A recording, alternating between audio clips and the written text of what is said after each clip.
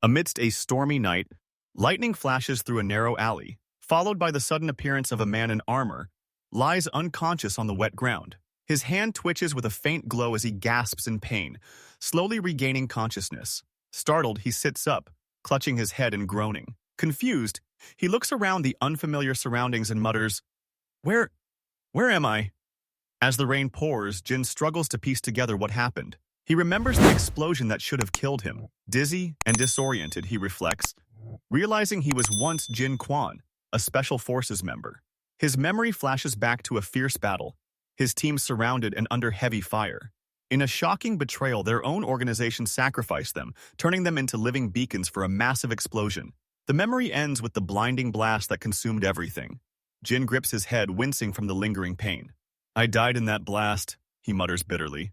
The pain in his body worsens, forcing him to seek shelter. Stumbling through the rain-soaked alley, he spots a faint light coming from a nearby building. He approaches cautiously, noticing signs of life inside. There's light. It looks like someone lives there, he says.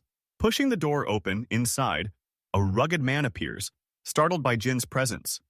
Before Jin can speak, the man screams in agony as dark energy surges through his body. Jin noticed someone shouted, calling the rugged man brother in the manhole. The man collapses, convulsing on the floor while Jin calls out in shock.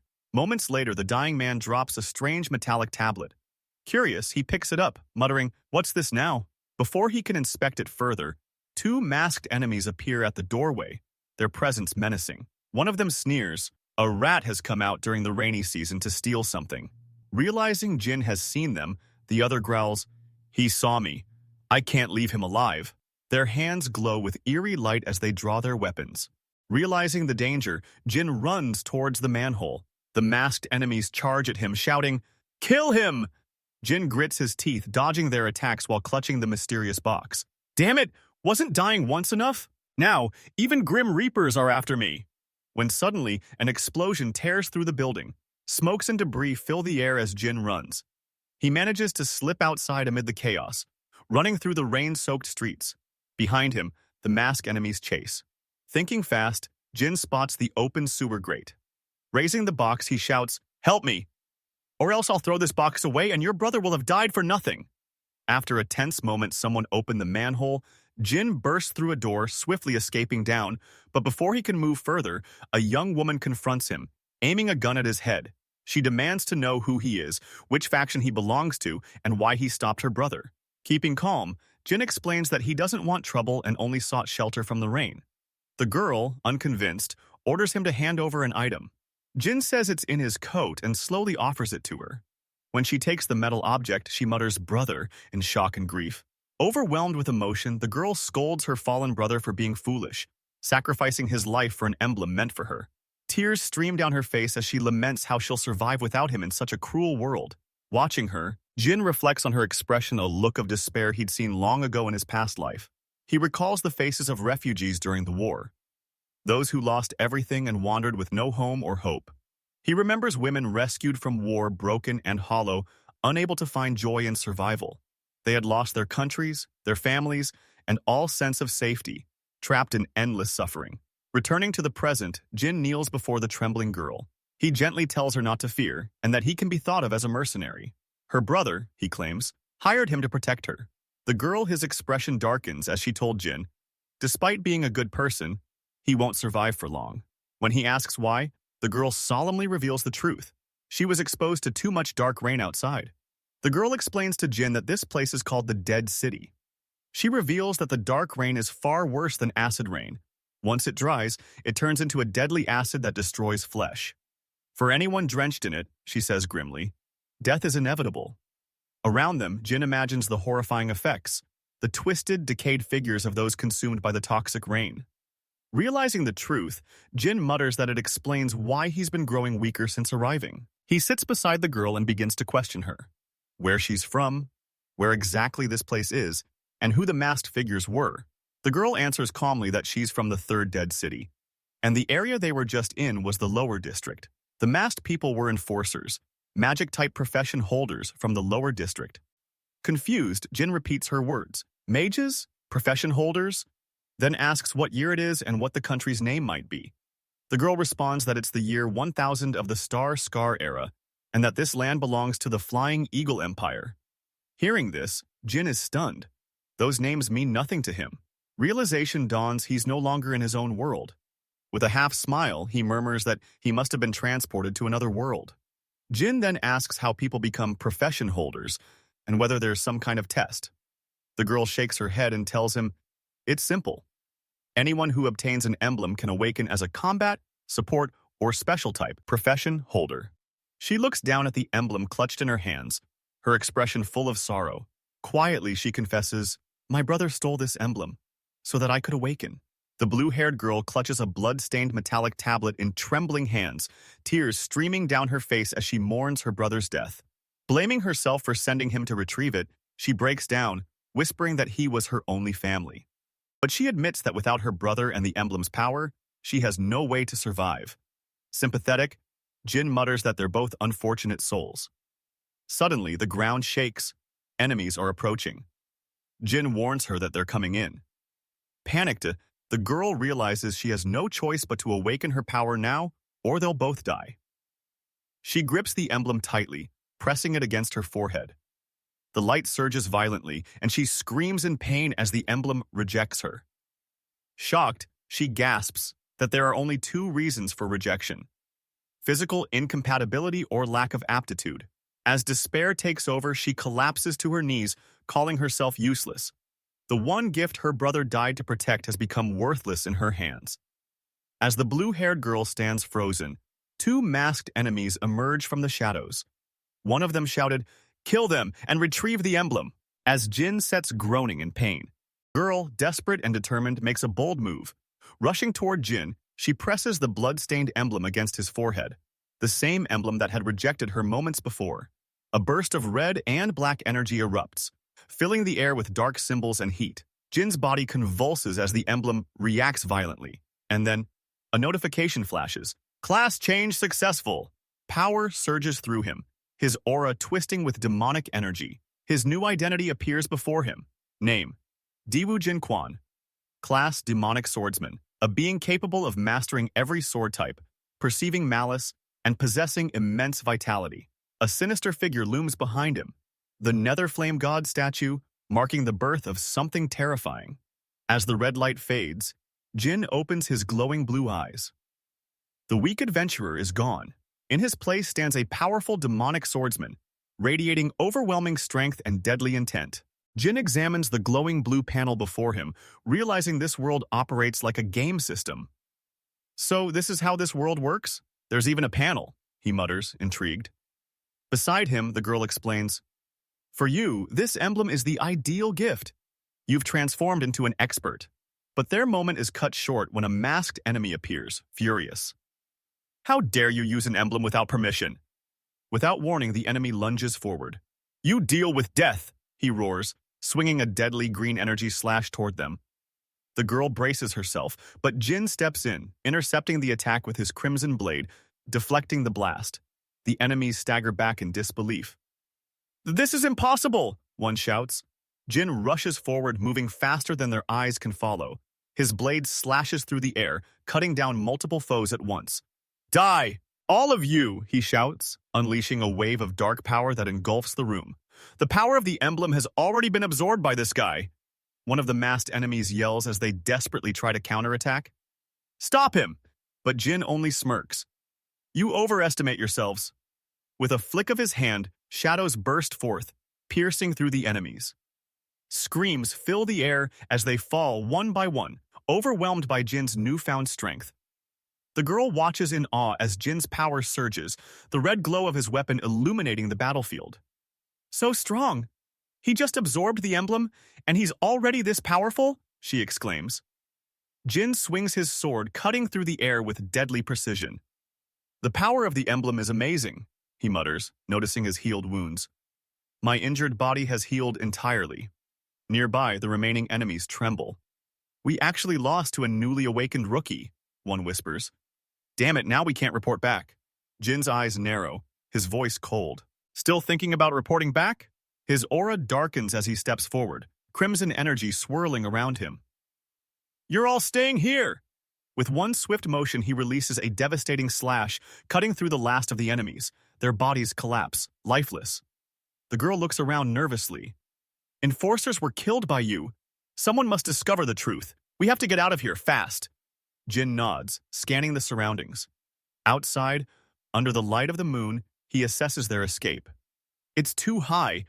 What are we going to do to get up there? The girl quickly pulls out a small device. I've hidden out here before. Follow me. She tosses the device, triggering a massive explosion that blows open a new path. Jin stares, impressed. This works? The girl grins, guiding him through the dust and rubble. This way! There's a staircase on the other side. Together, they rush forward, vanishing into the shadows of their next escape route. The girl leads Jin through the quiet evening streets, stopping in front of a small, modest building. This is my place, she says, and the girl invites Jin inside. The interior is a bit cluttered but homey. The girl looks around as she apologizes for the mess and tells Jin to take a seat. She begins tidying up, explaining that it's been hard managing the shop alone. Jin notes how difficult that must be, and the girl admits there used to be two of them. But now it's just her. Jin quickly apologizes for mentioning her brother, but she reassures him it's fine. Suddenly, footsteps echo from the entrance. A commanding voice cuts through the air. Someone demands to know why the shop has only just opened. Jin and the girl turn to see a tall, imposing man standing at the doorway with two subordinates. The girl's eyes widen. Warlord? She stammers. The man steps forward and asks if her brother ever told her about their deal. Confused, she shakes her head. With a smirk, the warlord realizes she knows nothing. Men, take her away, he orders coldly. His subordinates move in without hesitation. The girl struggles as they grab her, shouting desperately, "Leave me alone!" Jin steps forward sharply, his voice cutting through the tension. "Stop!" The sudden command halts everyone as the warlord turns, his expression cold and unimpressed. The girl struggles in the grip of the two men, fear flashing in her eyes. The warlord glares at Jin, demanding to know who he is and why he dares interfere in his affairs. Jin meets his gaze firmly and asks, "What right do you have to take her?" The warlord sneers, replying with authority, "The right of the warlord." Unfazed, Jin counters calmly, telling him he knows he's a good person at heart. He explains that his insight lets him read people's intentions, and he senses no true malice in the warlord, only anger and pride. The warlord scoffs at the notion of being called good, saying such words hold no value in Dead Man's City. His eyes narrow as he mocks Jin's confidence, asking if Lin Ho had given him any final words before dying. Jin keeps his composure and asks about the deal and what the girl's price is. The warlord smirks, intrigued by Jin's boldness. "Pit number 1, he replies. Jin frowns, confused, and asks what kind of place that is. The warlord describes it as a mine pit, crawling with monstrous worms that devour sand and turn it into life.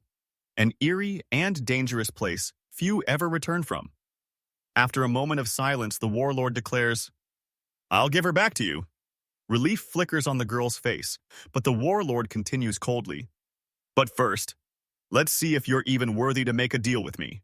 He suddenly lunges forward, his fist charged with power, the air cracking around his arm.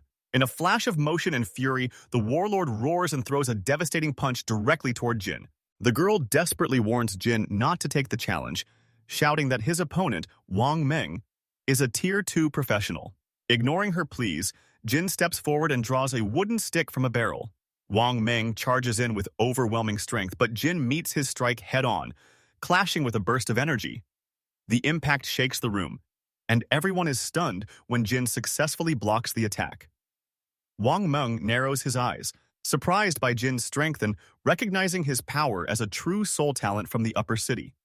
Jin, calm and composed, asks if he qualifies now. Wang Meng scoffs, calling him a rookie, not even of the first tier, but he acknowledges Jin's determination and agrees to the deal. He explains that Jin must retrieve a grudge-cleansing flower from pit number 1, which blooms 3 hours after the death of the spider matriarch. Delivering the flower to the lower city's Champs-Élysées street guard post will complete the task. Later that evening, Wang Meng announces to the townspeople that all men aged 16 and above from Necropolis number 3 must report to pit number 1 by 8 a.m. Those who fail to arrive on time will face death, demonstrated cruelly as he crushes a frog under his boot. As the night deepens, Jin reflects on the situation. He deduces that Lin Meng's brother must have known he'd die in pit number 1, stealing an insignia to secure his sister's future. But now that he's dead, Jin wonders if this is all part of the warlord's trap. After settling his resolve, Jin begins to explore his new powers. Closing his eyes, he focuses his energy as 2 glowing orbs, one red, one blue, manifest before him. He identifies his first talent as Netherflame Idol. Instantly, a blazing, dark figure, enveloped in blue and red flames, materializes beside him, his summoned entity, emanating immense power. Next, Jin attempts to examine his second talent, but the details appear garbled and unreadable. Still, he can feel the energy coursing through him, recognizing that its strength is not to be underestimated. Testing its might, he swings his blade, sending a shockwave that splits the ground and cracks the walls. Staring at his reflection afterward, Jin notices something strange. The face in the mirror isn't his. Though the body resembles him, the skin is too pale and unscarred, unlike that of a battle-hardened soldier. The status display reads a different name, Diwu Jin Quan. Jin realizes that while his surname is Jin and his given name is Quan, the name shown belongs to someone else entirely. Accepting the confusion for now, Jin prioritizes learning more about this world. He heads out into the city, blending into the nightlife where people dance and drink under neon lights. Later, he sits at a bar, speaking to the red-haired bartender. Jin asks if the drink he's been given is alcohol-free, to which the bartender confirms, reminding him that everyone is heading into pit number 1 tomorrow. Curious, Jin presses for more information.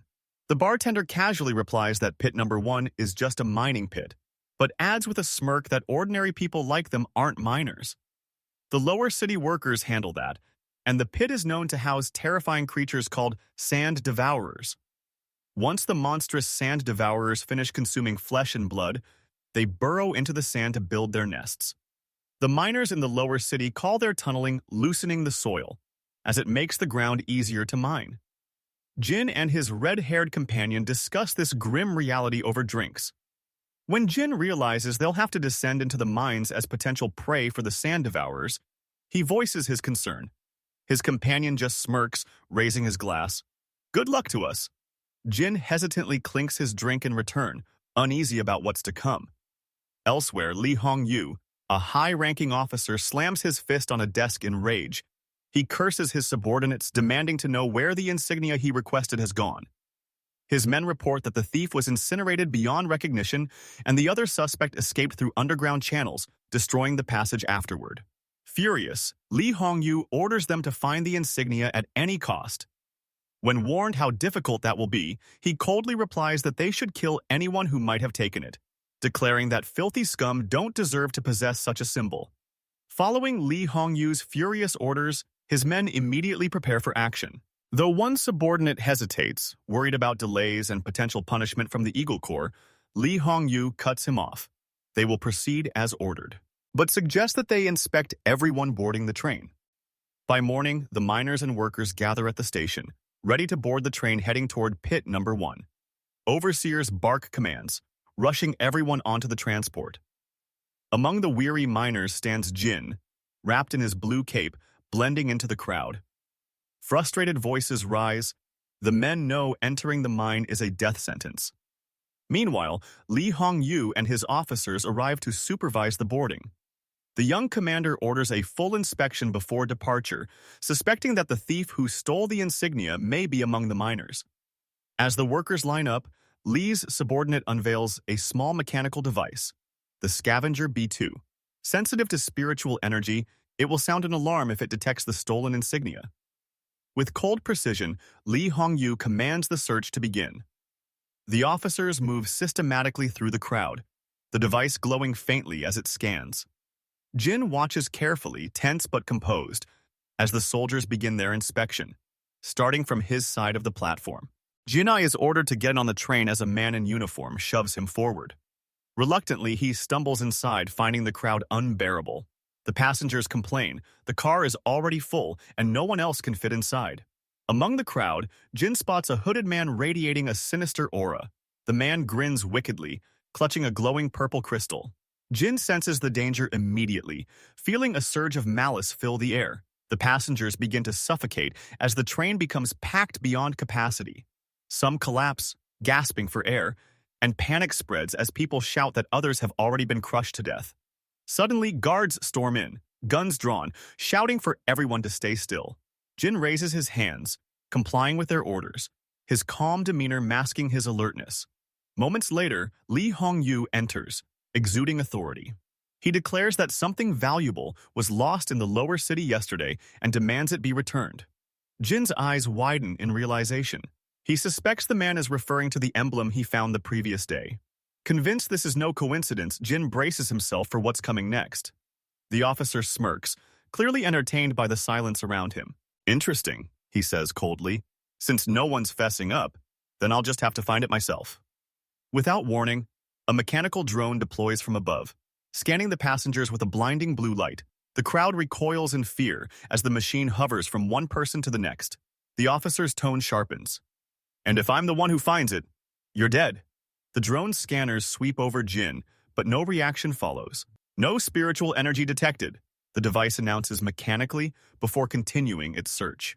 Jin exhales quietly, relieved but wary. Moments later, the drone's beam flashes red. It locks onto a hooded man in the corner. "Spiritual energy detected!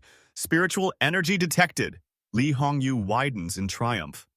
"So it was you," he shouts, pointing directly at the hooded figure. The man panics, muttering in confusion, "Damn it, what the hell is going on?"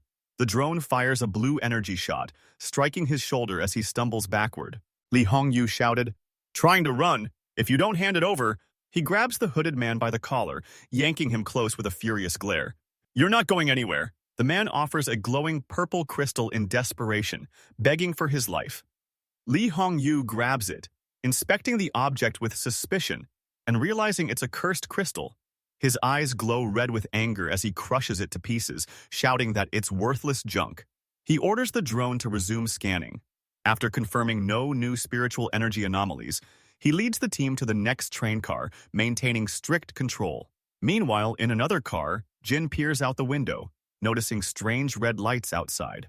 A fellow passenger explains that they're entering pit number 1, an area so dangerous even the guards have abandoned ship. As the train dives deeper, the guide jumps out, explaining that the further they go, the more monsters will appear. Jin follows, leaping from the train as it speeds into the crimson depths. Landing amidst a cavern of glowing red crystals, Jin surveys the eerie surroundings. Alone and with no information about the area, he mutters that he could really use a guide in this unknown place. Jin grips his weapon tightly, his eyes sharpening as red energy flares around him. With a swift motion, he swings his massive blade, sending a shockwave cutting through the crimson haze. He glares ahead and calls out, taunting whoever's been hiding, "You've been sneaking around long enough. Come on out so we can talk." A man with silver hair and goggles leaps out, shouting furiously, "Just shut your mouth and die." He charges straight at Jin, slashing him. Jin dodges effortlessly, muttering coldly, "I see you want to do this the hard way." Jin counters by grabbing the head of the guy and slamming it into the ground. The man struggles, panic flashing across his face as Jin raises his weapon again. "Go to hell!" Jin roars, ready to strike. The silver-haired man pleads desperately, "Sir, please don't kill me. I had no choice." Jin stops, eyes narrowing. "What's your name?" "Chung Xiao," the man stammers. "Why'd you try to jump me?" Jin asks. "I've been stuck here for over 10 days. I was starving, so I figured I'd kill and eat you." Jin lowers his blade slightly, still cautious. "How'd you become a profession holder?" Chung Xiao explains, "You can get an emblem from killing monsters, but it's not common. Your best bet is to find one of the rich kids from the upper district when they come down here for fun. Most of them don't even want this stuff." Jin listens quietly. Chung Xiao continues explaining the harsh reality of the pit, warning Jin about the so-called rich kids who use others as bait to toy with monsters. "It's hard to survive here unless you get lucky and meet someone decent," he says grimly. Jin, keeping his composure, asks, "Is there any way to survive in this pit?" Chung Xiao shakes his head. "Not really. You could try hiding in a cave. If you manage to stay out of sight for 15 days, you might last until the miners or those rich kids come down. But if you can't handle the bugs, you'll starve before that happens." Jin then asks, "So how do you level up here?" "You kill bugs." Chung Xiao replies. But this is Pit 1. Those bugs start at level 11. His expression turns dark. We're just here to be fertilizer. Before he can finish, Jin's senses sharpen. Something fast is approaching. Look out! He yells, pushing Chung Xiao aside as a giant mosquito dives toward them. The massive creature's name flashes before them. Red Blood Mosquito, level 9, Tier 1. Chung Xiao stumbles back in terror. Red blood mosquitoes? Jin glares at the insect, muttering, I haven't been here long and I'm already running into bugs. Looks like this place is crawling with them. Chung Xiao panics and turns to run. We're dead if we don't get out of here now. Reacting instantly, Jin charges forward, slicing the creature cleanly in half with a single powerful strike. As the monster collapses, Jin calmly remarks that while the enemy was strong, his own talent is nothing to underestimate. Chung Xiao, astonished, points out that Jin just one-shotted a red blood mosquito. Chung Xiao begs to become Jin's right-hand man, but Jin coldly rejects him, saying he doesn't need any dead weight. Before they can celebrate, the ground trembles. A glowing light forms ahead, revealing a much larger monster. A crystal ore boogie, level 15, Tier 1. The beast roars and charges toward them. The boogie lunges. Jin dodge, but Chung Xiao got crushed. Terrified, he screams for help. The beast roars in fury, shaking the cavern. Jin faces it head-on, analyzing its movements. It's heavily armored but slow and clumsy, exactly the kind of opponent he excels against. Channeling dark energy, Jin's aura flares red and blue as he unleashes a devastating attack. His blade pierces through the monster's crystal shell, shattering it in a critical strike. A system notification appears. Congratulations on killing the crystal ore bug. 15 levels higher. You've gained 1000 EXP. Critical hit. Efficiency 100%. Name: Jin Wu Jinquan. Class: Demon Swordsman. Level 6. Beginner Swordsman. Victorious, Jin stands amid the remains of the shattered creature, realizes he has leveled up 6 times in an instant. He notes that this world's system mirrors an online game. The greater the level gap between him and his enemies, the better the item drops. As he finishes off another crystal-armored monster, Jin notices a glowing object appear before him, an equipment emblem. Reading its details, he learns it's a crystal ore heavy armor green, offering enhanced melee power and a chance to reduce incoming damage. Curious, Jin attempts to equip it, but a notification flashes. Level 2 low, cannot be equipped. Frustrated, he realizes there's a level restriction. Setting it aside for now, he decides to prioritize survival and explore the area. Venturing deeper into the cave, Jin encounters a swarm of red-eyed crystal bugs emerging from the darkness. Unfazed, he readies his sword and charges forward. With determination, he slashes through the monsters, each kill granting him experience. As he defeats one bug 9 levels above him, the system acknowledges his victory. Efficiency 100%. Jin smirks, fully embracing the grind ahead. Jin continues his onslaught, swiftly cutting down the crystal ore bugs one after another. Notifications flash before him, confirming his kills against enemies several levels higher, each marked with 100% efficiency. His progress is rapid, his confidence growing as he grips his sword with determination. The system window updates, revealing his current stats. Name: Diwu Jinquan. Class: Demon Swordsman. Level: 10, rank 0. Advancement conditions: Swordsmanship. Emblem X1, kill. 10. Rank 1, Demon Beasts with 100% efficiency, Monster Lord. X1. Not long after, a new notification appears. Class Emblem: Beetle Knight, green. It describes a knight who commands beetles, excelling in defense and survivability. Jin smirks. Nice, a class emblem finally dropped. He realizes that if there are class and equipment emblems, then swordsmanship emblems must exist too. His motivation reignites. But before he can plan his next move, something catches his eye. A green liquid that can melt the ground. Huh? What's that? Another acid liquid spouted at him. He jumped back to dodge it. The ground shakes as a massive shape bursts forth. Before him emerges an enormous creature covered in crystalline armor. The Crystal Ore Bug King, level 25, rank 2. Jin tightens his grip on his sword, a bead of sweat trailing down his face. Whoa, that level, this is going to be a problem. Realizing the fight is unwinnable, he decides to retreat. As he flees, Jin spots a pack of demonic wolves nearby and quickly formulates a plan. Turning their attention toward the insect, Jin lures both monsters toward each other. The giant creature unleashes a stream of acidic green fluid, hitting the wolves and enraging them. The furious beasts redirect their aggression toward the insect, attacking it with ferocity. From a safe distance, Jin smirks in satisfaction as his plan succeeds. Good. Hate transfer successful, he mutters, watching as the monsters tear into each other. Confident, he hides and waits patiently. Let them tear each other apart, he thinks, eyes narrowing. I'll just wait for the chance to land the finishing blow. As the monstrous battle rages on, Jin seizes the perfect opening. The beast's relentless assault shatters the insect's defense, and Jin wastes no time. Leaping high above the chaos, his massive sword gleams under the blood-red light. Its defense is broken! Good chance! He declares, channeling his strength. With a fierce thrust, he roars, Go to hell! The blade crashes down, unleashing a devastating explosion that engulfs the creature. The insect shrieks in agony before collapsing, its body disintegrating into ash. Moments later, a glowing interface appears before Jin, his stats displayed in bright blue light. Name, 5th, Jin Quan. Class, Demon Swordsman. Level 11, Tier 1. Exclusive skills. Demon Swordsmanship +1, Dark Insight +1, Demonic Body +1. Class skills. Trolls Earth Rending / Love 1, Orange. Epic Super Armor, Love 1. True Soul Talents, 1. Nether Flame. God Statue, Rank, SSS 2. Nuclear Domain, Rank, Unknown. Catching his breath, Jin smirks. A Tier 2 boss is still hard to kill. I need to level up faster.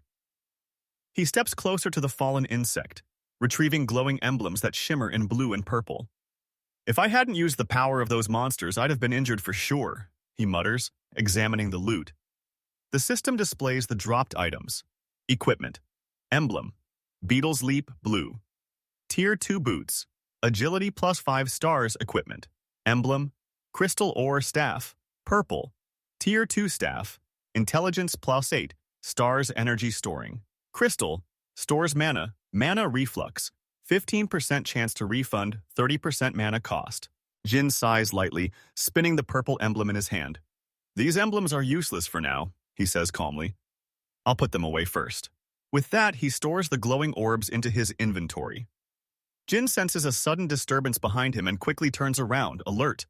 The air vibrates with a violent energy as something crashes nearby. He tightens his grip on his weapon, his eyes scanning the glowing red surroundings. Hearing movement, Jin cautiously steps forward. Someone's there? He mutters, his voice echoing in the eerie cavern. From the shadows, flocks of bats scatter as a loud explosion shakes the ground. Jin narrows his eyes. The sound is coming from this direction. What happened? As he moves closer, a furious shout pierces the air.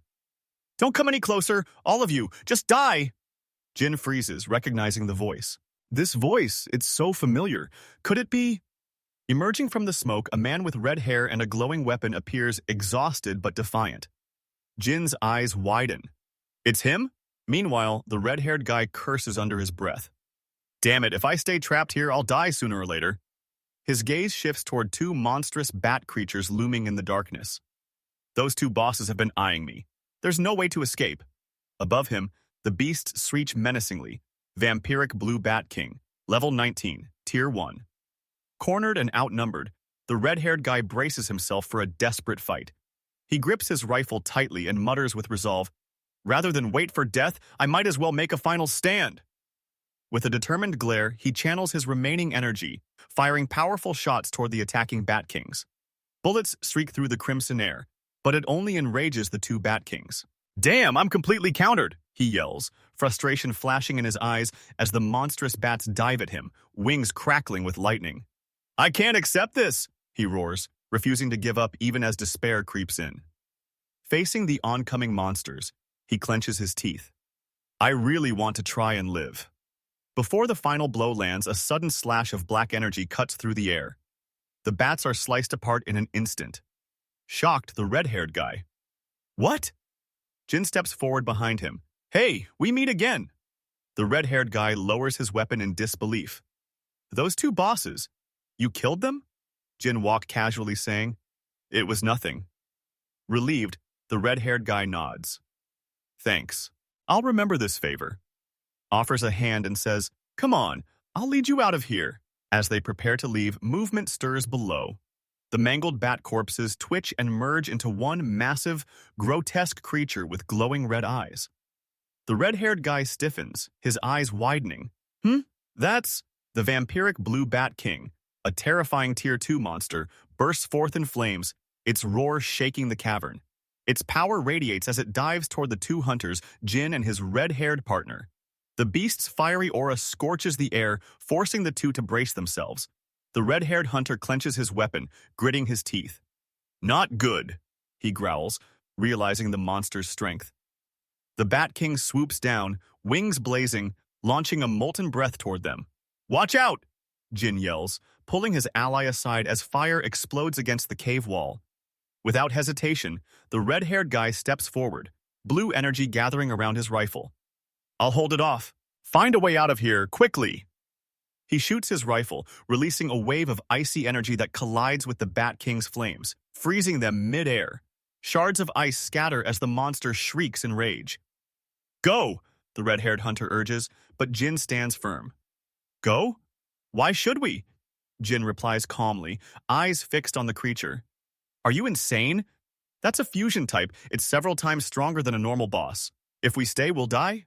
Jin smirks faintly beneath his calm exterior. "It's not certain who will die. Besides, killing a boss gives more experience, right?" Determined and fearless, Jin faces the fiery beast head-on, ready for the deadly clash ahead.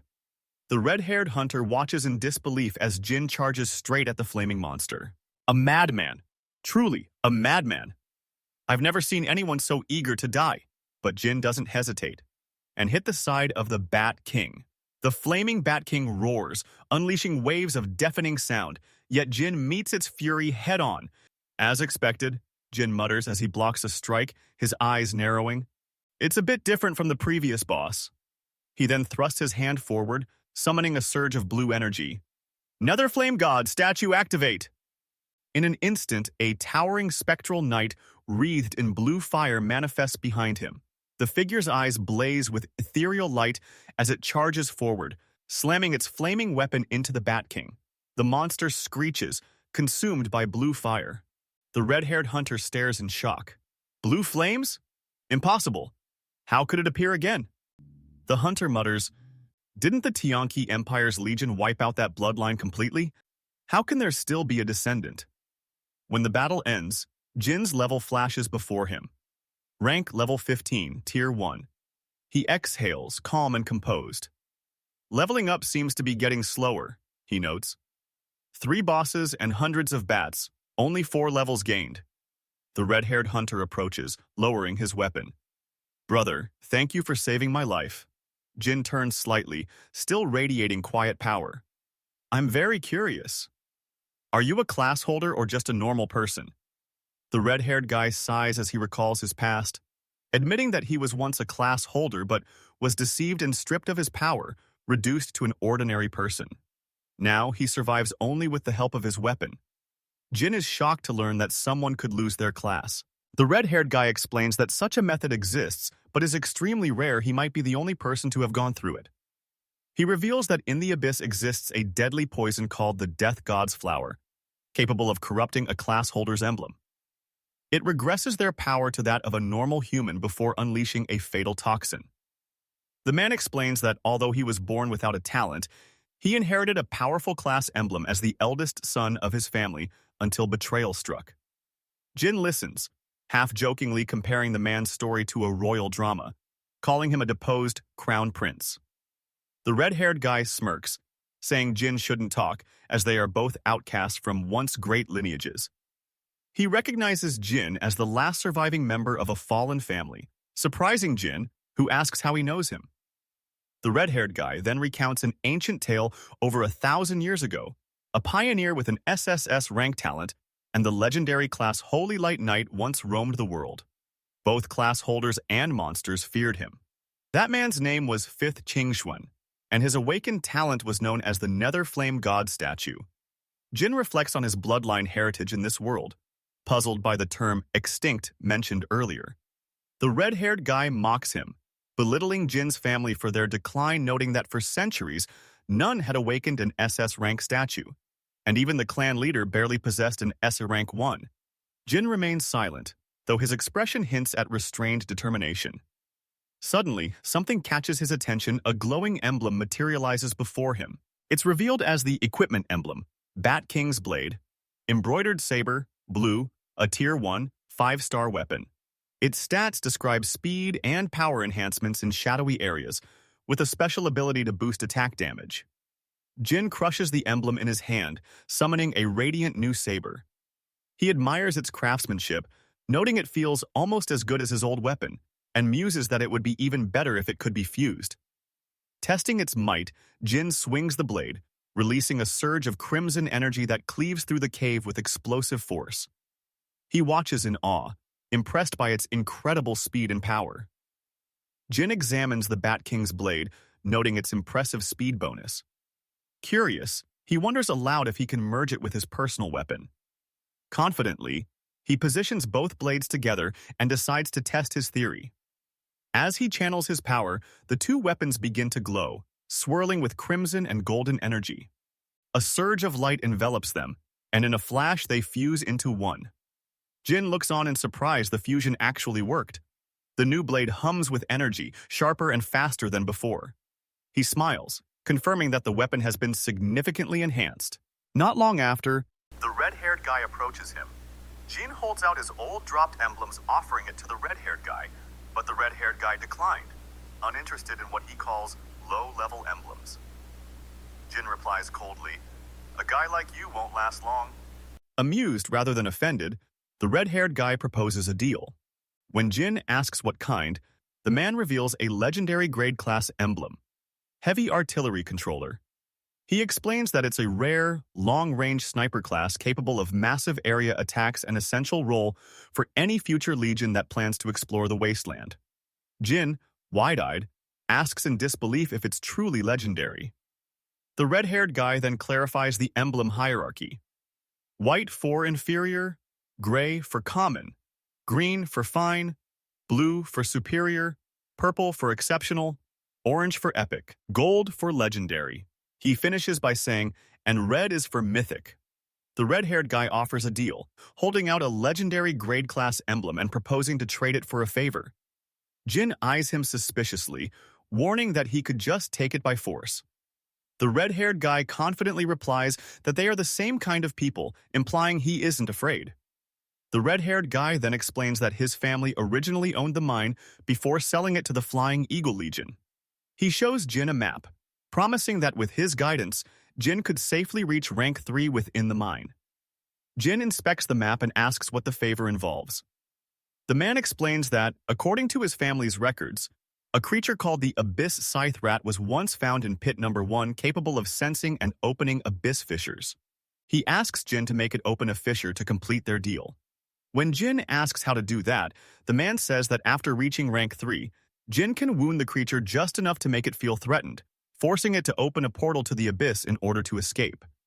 Jin agrees, noting that he first needs to achieve rank 3. The man assures him he can help with that. Jin then asks if he knows where the Resentment Spider Matriarch is located in pit number 1, surprising the man, who questions why Jin would want to deal with such a dangerous creature. Jin tells red-haired guy that he needs a clear resentment flower. The red-haired guy explains why his family sold pit number 1 without the sand-devouring worms. Mining red blood ore is extremely difficult, and more importantly, a dangerous creature called the Resentment Spider Matriarch dwells there. The mine has been declared a restricted zone, with even children forbidden from entering. The Spider Matriarch is revealed to be a rank 3, level 39 overlord, a deadly opponent that feeds on anyone below rank 4. Jin agrees to help the red-haired guy find the Abyss Scythe Rat, but in exchange he demands all information about the Spider Matriarch and the map. The red-haired guy accepts, and they shake hands, sealing their deal. As they venture deeper into the Crimson Tunnels, the red-haired guy warns Jin to be careful. The area is infested with level 18 steel-tailed scorpions that can burrow underground and launch surprise attacks. Suddenly, one of the creatures strikes. Jin reacts instantly, drawing his blade and cutting through the air in a flash of red energy. The scorpion roars as Jin steps forward, commanding the red-haired guy to stay back to avoid getting caught in the crossfire. The two men face the massive, armored creature as Jin unleashes a swift assault, his movements precise and deadly, slashing through the scorpion with powerful strikes. Jin and the red-haired guy stand over the corpse of a massive steel-tailed scorpion. Jin explains that these creatures drop hemostatic hides, valuable materials used for healing. The red-haired guy, clutching his wound, urgently says he needs it for recovery. But before he can do anything, several more scorpions emerge from the red crystal-filled cave, their claws snapping menacingly. Realizing the danger, the red-haired guy panics as the creatures surround him. "This is bad," he mutters as the ground shakes from their charge. Just as the scorpions close in, Jin swiftly draws his sword, his blue cape fluttering. With a fierce swing, he unleashes a crimson arc of energy, shouting, "Stay away from my friend!" Jin stands protectively in front of the red-haired guy, facing the remaining scorpions with unwavering resolve as their red eyes glow in the darkness. Jin swings his blade through the swarm of steel-tailed scorpions, his movements sharp and precise. "Since you're retreating first, I'll hold them off," he declares as the red-haired guy falls back. With a single strike, Jin cuts down several of the monsters, the system instantly notifying him of his success. "You killed steel-tailed scorpion. Efficiency rating 100%. Level up to 16. Smirking, Jin sheathes his sword slightly. "Level 16. These Tier 2 monsters are so easy to kill." The red-haired guy, still catching his breath, stares in disbelief. Is this really the power of a Tier 1 professional? Even an ordinary swordsman with SSS rank talent couldn't unleash that kind of power. Jin's confidence falters when he notices something strange above him. "Huh? What's that?" he mutters, spotting plant-like creatures writhing on the cave wall. The red-haired guy shouts from behind, "Those vines behind you are level 25 lords. They regenerate fast, cutting them won't work. You have to hit the amethyst on their backs." Before Jin can react, the monstrous vines roar and lash out, their petal-like maws opening wide. Jin readies his sword once more, dashing forward as the vines strike. Jin lands lightly atop one of the vine tendrils, his eyes locked on the glowing gem embedded in the monster's back. "This monster's weakness is too obvious," he mutters, smirking. With a burst of speed, he lunged forward, sword gleaming in the red light of the cavern. The creature lashes out violently, but Jin's movements are fluid and precise. "Completely defenseless, huh?" he remarks. Jin doesn't falter. Channeling all his strength into one decisive strike, he drives his sword into the monster's core. The explosion of energy rips through the cavern, scattering petals and dust. A glowing notification appears before him. "You killed the flower-mouthed insect king. 9 levels higher than you. Efficiency rating 100%. Congratulations! You've leveled up to 18. The red-haired guy rushes over, stunned by Jin's display. His sword technique, it's so strange. Every cut is smooth and clean like slicing tofu, he says, watching as the massive creature's remains dissolve. 2 glowing crests materialize from the corpse. Jin lowers his sword, observing calmly. The drop rate's quite high today. 2 more crests appeared. The system displays the spoils. Flower-mouthed ring, purple. Tier 2 ring, increasing constitution and intelligence by 8 stars each, enhancing healing by 15%. Its flower healing ability plants a seed of recovery inside the target, restoring wounds continuously. It also provides a 10 by 10 milliliter storage space. Spell, Divine Radiance, blue, a Tier 2. Priest skill that channels divine energy to heal all allies within range and grants divine protection, reducing incoming damage.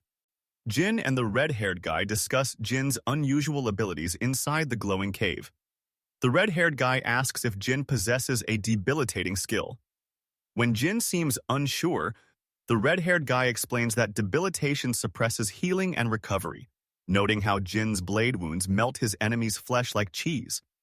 Jin admits his attacks are strange, but attributes them to the garbled talent bonus.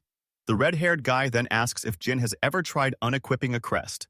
When Jin says no, the red-haired guy warns that removing one causes it to vanish, and that crests can only reform upon death. He advises Jin not to treat them as mere equipment, they're part of his cultivation. Impressed by the red-haired guy's knowledge, Jin remarks on it, But the red-haired guy quickly redirects him, saying Jin no longer needs to stay in the area. He instructs Jin to head north, where a Tier 3 lava behemoth lord resides, a powerful creature with immense defense that usually sleeps. The red-haired guy explains that defeating it could help Jin advance in rank, while he himself needs the lava fruit, the favorite food of the abyssal scythe rat. As they reach the glowing lava chamber, the red-haired guy stops and declares they've arrived. Before them lies the colossal, slumbering Tier 3 lava behemoth lord, radiating intense heat and danger. The red-haired guy explains that the creature before them is a level 39 domain lord, the strongest one beneath the overlord class Grudge Spider Queen. Jin asks if it's defenseless while asleep, and the red-haired guy confirms it is, though its defense remains exceptionally tough. Determined, Jin grips a rock and declares he'll give it a try. The two leap into action, Jin hurling the stone with full force at the massive creature's head. It shatters upon impact, barely leaving a mark. Jin acknowledges its durability with a smirk. Without hesitation, he draws his blade, shouting for the creature to taste his strike. In a flash, his sword glows and cleaves straight through the lava behemoth lord's head, splitting it in two. The system confirms his success. Jin, a level 18, has slain a level 39 domain lord, earning a perfect efficiency rating and advancing to Tier 1. The red-haired guy watches in disbelief, exclaiming that Jin actually one-shot the powerful domain lord. As the corpse disintegrates, a brilliant orange crest materializes before Jin. Smiling confidently, Jin recognizes it as a Tier 3 orange epic equipment crest, proof that his risk paid off with a rare and powerful reward.